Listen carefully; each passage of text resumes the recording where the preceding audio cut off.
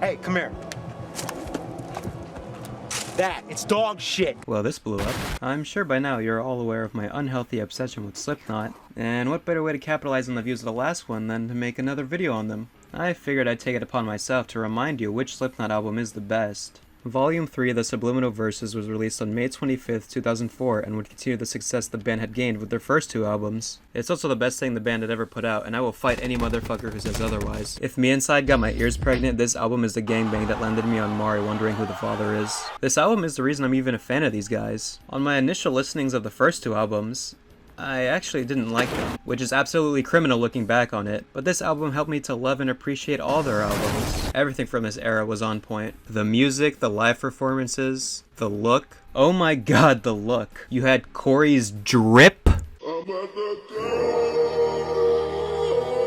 Speaking of Corey, when listening to this album, you might notice something a bit different in the band's sound. After the last two albums had Corey doing screams that were basically just, "This looks like the perfect time to scream at the top of my fucking lungs," that, Corey's voice would begin to deteriorate. This forced him to change how he sings and screams. To compensate, the tone isn't as heavy on this album, and Corey is way more melodic this time around. I would never cry to a song, let's be honest. I am a man.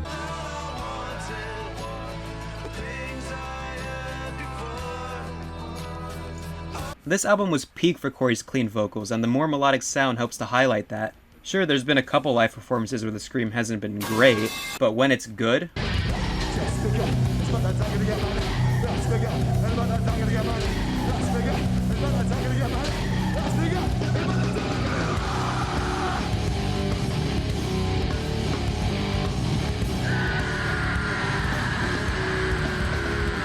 I shitted. Nearly every song on this album is a banger. The only mid-song being The Virus of Life, but having one mid-song is better than having an entire album of nothing but mid-songs.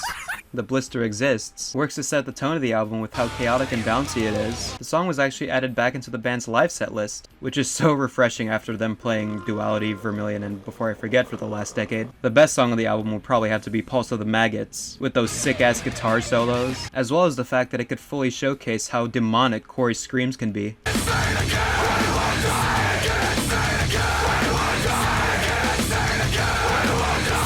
Meanwhile, the more somber songs are so depressing they'll make you want to Take yourself out of this existential nightmare.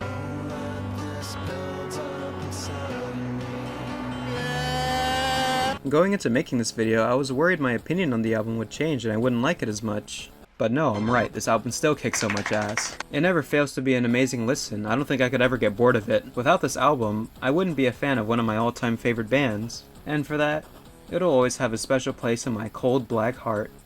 Now I implore all of you watching this to go and listen to the album, and hopefully you'll fall in love with the band the same way I did. Also, don't forget to subscribe, because literally none of you are. And until next time...